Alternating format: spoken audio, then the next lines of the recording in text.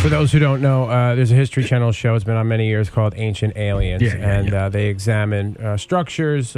That's simplifying it, but let's just use that for now. All around the world that they suggest were put there by aliens, extraterrestrial life, or with the assistance of extraterrestrial life. That's simplifying it, but whatever. They did, I don't know when they shot this, but they shot it all in our local area, all over the Hudson Valley in New York, and all throughout Connecticut, and a little bit, I think, in New Hampshire. It just hit a couple of weeks ago. We never had time to really dig into it. So what they're contending is that the Druids came here years ago, and a lot of the structures that are in, like Putnam, Westchester, Dutchess County, were built by the Druids. By the Druids, yeah. With the assistance of extraterrestrial life, and that there's vortexes there, and that these structures were responsible for navigating the UFOs. It's a kind of a complicated thing. We had those big rash UFO sightings back in the 80s, Yeah. Huge rash. In fact, I said they think it's the most sightings in a 6-year period for any region ever, the Hudson Valley, back in the 80s. They talked to the author Whitley Schreiber, who wrote the book Communion in the episode, that he claims he was abducted by aliens. So these things were for whatever reason, drawing the UFOs in back in the 80s. Okay. Or they were navigation points. But the one at the center, and we're going to get to that, is in North Salem, New York. And it's a structure called Balanced Rock. I asked you to look at a picture of it. I'm looking at it right now. Isn't it astonishing? Wow. It's at 667 Titicus Road, North Salem. Right. And there's actually some comments, because it's Balanced Rock has its own website. I'm sure it does. And this one was a couple days ago. I've recently learned that seeds, when placed under the stone for a day or two, will grow about twice as fast than seeds that have not. Yeah, when they went out to examine this for this episode of Ancient Aliens, they say rocks have their own energies, or electromagnetic energies, but this one had something like 50 times the normal amount of energy. Right. And that, with all these structures that they're talking about, and they hit Waterbury, they hit the one in Brewster. So they say with all these structures that they mention and they examined throughout the Northeast, that somehow that one is the most important, is the center of the sightings. So all the sightings were really dotted around that, or ended up there, the UFO sightings back in the 80s.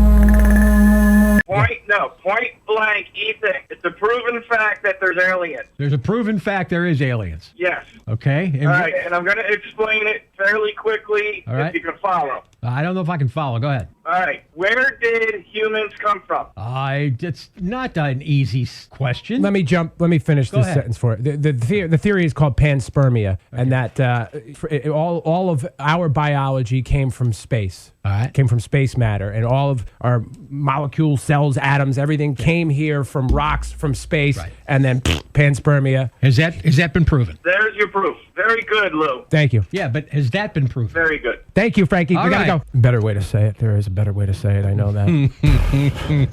Panspermia hypotheses propose that microscopic life forms that can survive the effects of space can become trapped in debris ejected into space after collisions between planets, and that our biology was brought here from space. Yeah, not simpler. I should have just stuck with the first one. You should have. If you believe the theorists, balanced rock is something called a dolmen. A dolmen, Ethan, is a type of single-chamber megalithic tomb, usually consisting of 2 or more vertical megaliths supporting a large, flat, horizontal capstone or table. How did you know I was going to ask that question? Because I just knew it. You can actually, people in this area can actually go see this. First of all, go to Balanced Rock. Google that, and there's a website for this. You know what's weird, though? In the episode, you don't see... It looks like it's on someone's property. Yeah. Hey, guys. Good morning. How you doing? So back in the early 80s, my family, I wasn't home, but my family, including my mother and my father, they saw a UFO. It actually hovered right over our house, and, now... You're breaking up a little bit. Are you there? I'm sorry, man. Call us back. You know what? I didn't mention yet, and I'm glad he called because it reminded me of something. This episode really validated my sighting when I was a kid with my mom. Mm-hmm. It was in the 80s, and we pulled the car over on the side of Putnam Lake Road, and we look up, and it's just turning from day to night. What the hell you call that? Dawn? Dusk. Dawn? Yeah. Day to night, dusk. Okay, dusk, yeah. So it's dusk, and we see this massive V-shaped UFO in the sky. You sure it wasn't a kite? Now listen to me. This is what's amazing about it. Large kite? The V-shape was the most popular sighting in the 80s in the Hudson Valley region. for sightings. For our region, it was the V shape. Yeah. And that was really validating to me because over the years, I keep saying to myself, did you really see this? You were a little kid. Maybe you think you saw it. Right. But that was amazing to me. How high up was it? I mean, it was hovering. I'm not good at, I'm not a trained observer. I want to be a trained observer. But if I had to guess, I would say 1,000 feet above our head. So you didn't really see any detail? No, I saw 1,000 feet is very low. Yeah. Wouldn't you say? Yeah, it is. Enough to get detail. Illuminated bottom, V-shaped UFO. Holy crap. Boom. We're going home. My father throws us in the van, right? So we're driving down. We get down to where the cows outside used to be. Yeah. And all of a sudden, I mean, it was like the size of it looked like a football field. And we followed this thing all the way up Clapboard Ridge, and we got to the top by Danbury High School, and it just was gone. It just took off. Thanks, man. What's your name, bro? Appreciate it. Vinny. All right, thanks. Not Denny. Not Made Denny. that up. Hello, this is Elu, alien calling. Here we go. Discovery Channel. I-95, Ethan Alou, what's up? Hi, this is 95.1. Yes. Hi, I saw a UFO last night. Okay. Where was it? Um, I don't think he thought he was going to get through. Yeah. I think he thought it was going to go better than that Right. out of his head. We didn't even say anything. Uh-huh. Yeah. He just gave up He wasn't rehearsed enough. on his joke. Right.